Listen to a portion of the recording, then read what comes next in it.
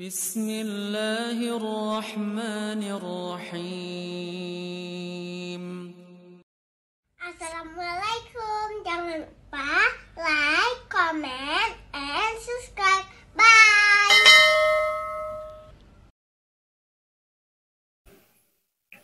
Bismillahirrahmanirrahim. Assalamualaikum warahmatullahi wabarakatuh. Alhamdulillahilladzi ahyana ba'dama amatana wa ilaihin nusyur. Asyhadu an la ilaha illallah wa asyhadu anna Muhammadan abduhu wa rasuluhu la nabiyya ba'da. Rabbi shrah li sadri wa yassir li amri wahlul 'uqdatam min lisani yafqahu qawli. Amma ba'd. Hadirin hadirat sidang jamaah salat subuh yang dirahmati Allah Subhanahu wa taala. 7 hari sudah berlalu kita laksanakan kewajiban kita sebagai seorang muslim, yaitu melaksanakan ibadah puasa di bulan Ramadan. Tentunya harapan kita semua, segala ibadah kita persembahkan semata-mata hanya kepada Allah, baik itu ibadah solat, puasa, zikir, tilawatil Quran, sedekah dan ibadah yang lainnya, semoga diterima oleh Allah Subhanahu wa taala. Amin. Salah satu pelajaran yang diberikan oleh Ramadan yang tidak kalah pentingnya dengan yang lain adalah pembersihan hati. Ya, pembersihan hati. Dalam bahasa Arab disebut dengan tazkiyatun nufus, pembersihan jiwa. Ini sangatlah penting dari kita yang mengaku sebagai muslim. Hati yang kotor, hati yang berpenyakit, segala amalan kebaikan ditolak oleh Allah Subhanahu wa taala. Semua kita berpotensi penyakit. Selama ada mata dan telinga, dia berpotensi berpenyakit. Tidak mengenal siapapun dia. Tidak dilihat dari seorang kiai, haji, ustaz, tengku. Bahkan iblis dulu, ratusan tahun dia sudah mengabdi dirinya, memuji, memuja, menjunjung tinggi, melaksanakan segala perintah Allah dan menjauhi segala larangannya. Ratusan tahun dia beribadah kepada Allah.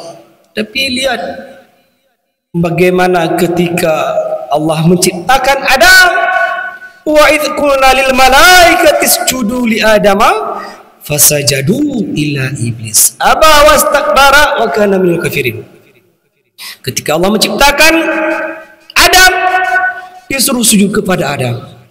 Tapi makhluk iblis yang satu ini, sebelum dia dikutuk menjadi iblis, karena dia ada penyakit dalam dirinya, dia tidak mau menuruti apa yang diperintahkan oleh Tuhannya. Dilihat oleh Allah, kenapa kamu enggak mau melakukan apa yang saya perintahkan? Protes. Allah diprotes. Ya Allah, khalaqtani min nar wa khalaqtahu min tin. Ana khairum minhu. Ya Allah, Engkau menciptakan saya daripada api dan Engkau menciptakan Adam daripada tanah. Ana khairum minhu, saya lebih baik daripada si Adam. Lisan, kenapa dia muncul lisan seperti itu? Karena pancaran hatinya yang berpenyakit, tidak mau sujud. Ini perintah saya, wahai iblis. Kalau engkau tidak mau, go away from this my paradise. Keluar kamu dari surga. Tidak cocok surga dihuni oleh makhluk sombong seperti kamu. Terusirlah iblis. Sampai sekarang masih hidup dia, berkelantung, nggak tahu arah dan tujuannya. Berkelana dia dikutuk, sangat mengerikan wujudnya. Pernah dulu iblis menampakkan wujud aslinya ketika pada masa Nabi Muhammad. Sebelumnya juga ada pada masa Nabi Musa. Ketika Nabi Muhammad lagi menyampaikan di para majelisnya, ada yang ketok pintu di luar. Nabi berkata, tahukah kalian siapa di luar itu? Sahabat menjawab, Allah wa rasuluhu alam. Allah dan Rasulnya yang tahu. Di luar adalah iblis. Salah satu yang hadir di situ, Umar terkejut. Umar, iblis ya Rasulullah. Tiba depi zino kena poh deh. Makhluk jahanam manfaat Peter kutub. Jangan, bek benar. Dia tidak ada yang bunuh bisa membunuh dia. Suruh dia masuk. Ya. Begitu iblis masuk, wujudnya terkejut. Sahabat baik kalian terkejut. Menggundung jantungnya. Wajahnya seperti kuda bentuknya. Jenggotnya berwarna oranye. Wajahnya seperti macan. Badannya membusuk. Dia pun berdiri di hadapan Nabi Muhammad, tunduk layu. Apa percakapannya? Bukan ini yang kita sampaikan waktu begitu singkat. Ini karena ulah dia sendiri. Kutuk. Tidak ada artinya apa-apa lagi dalam diri iblis. Ratusan tahun dia nggak pernah melawan Allah.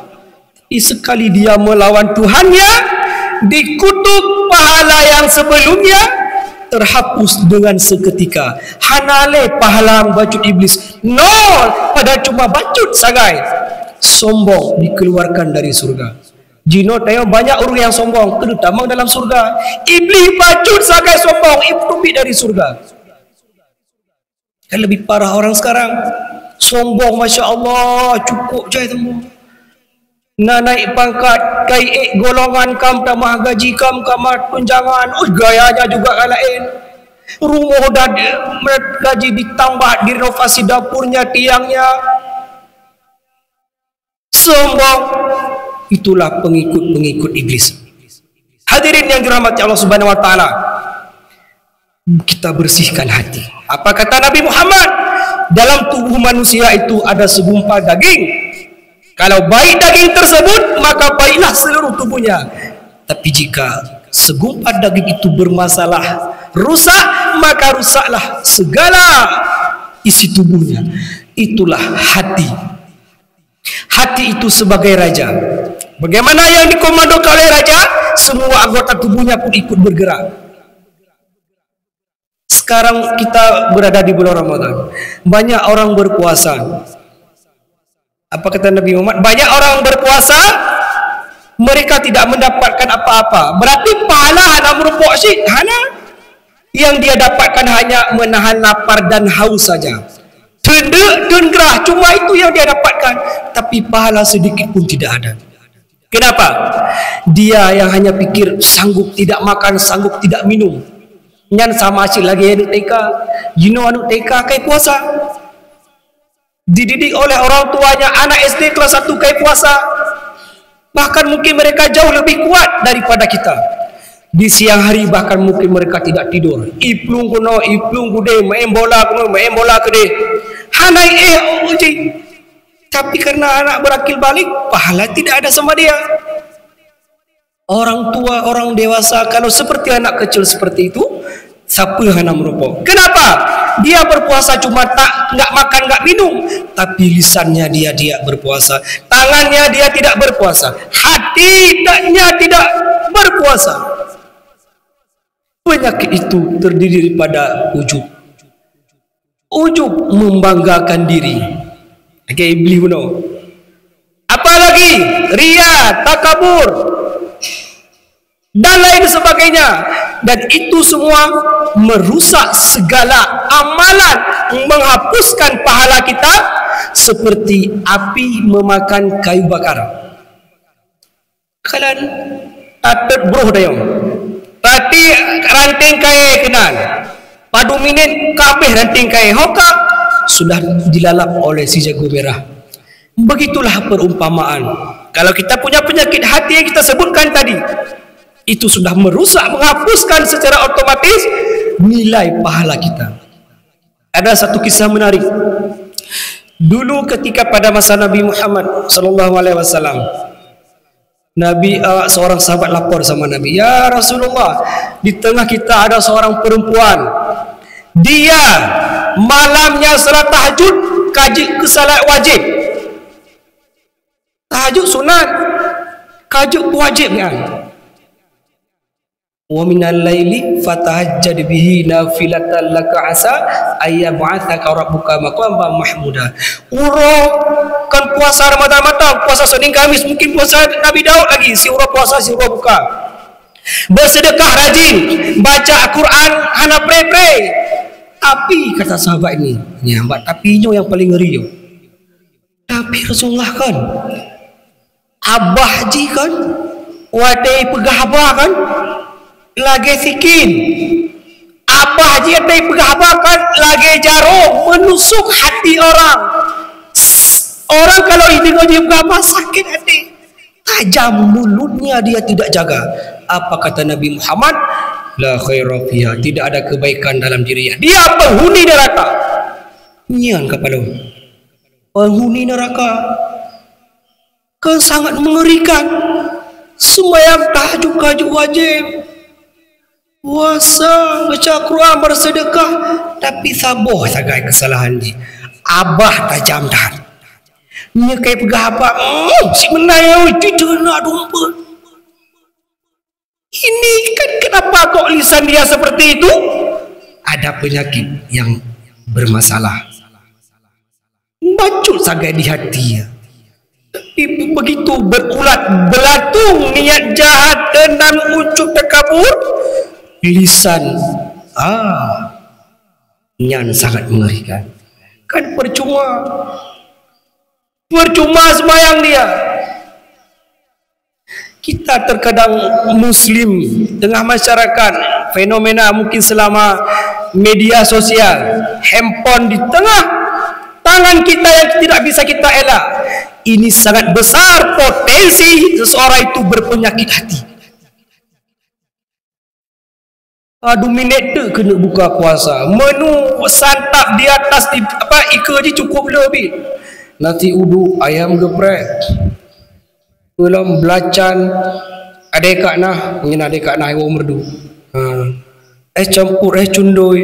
Lihat, hana sadar icok HP, ya, posting atau video status, ya, alangkah berkahnya hari ini, menunya cukup banyak, Masya Allah, Tabarakallah. Semoga yang lihat ikut juga sama dengan saya, turut memberikan kebahagiaan.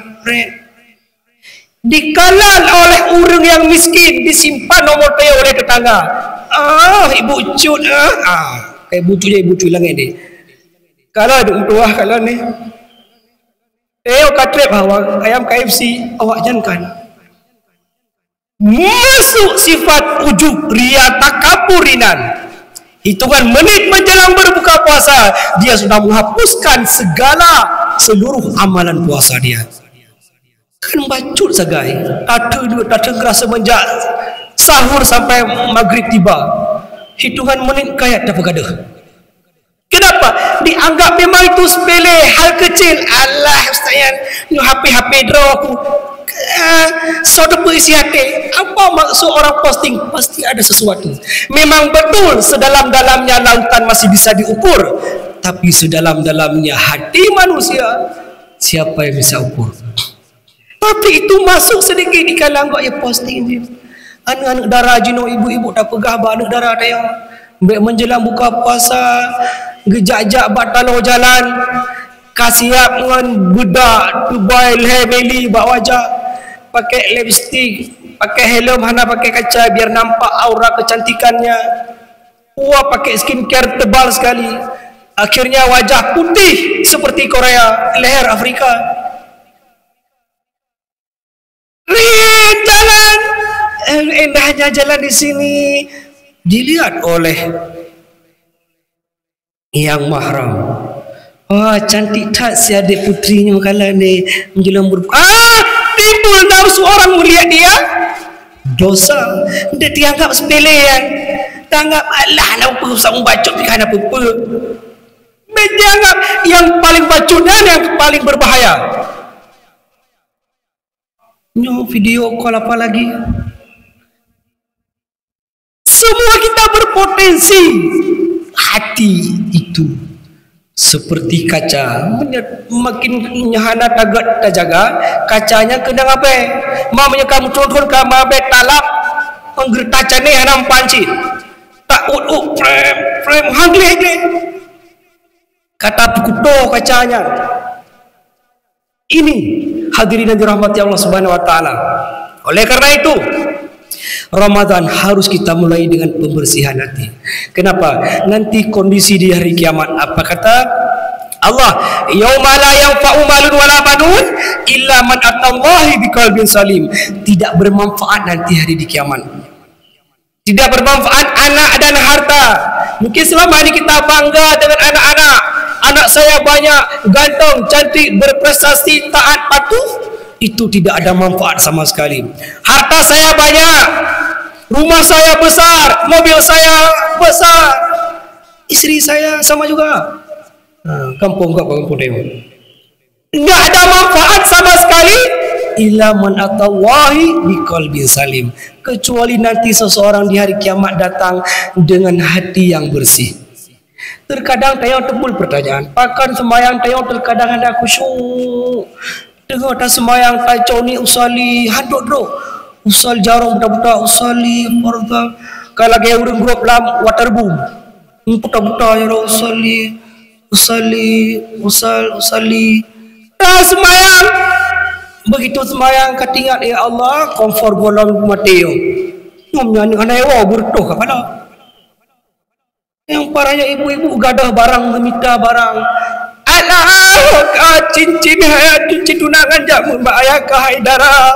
Hokai minta mata boyan.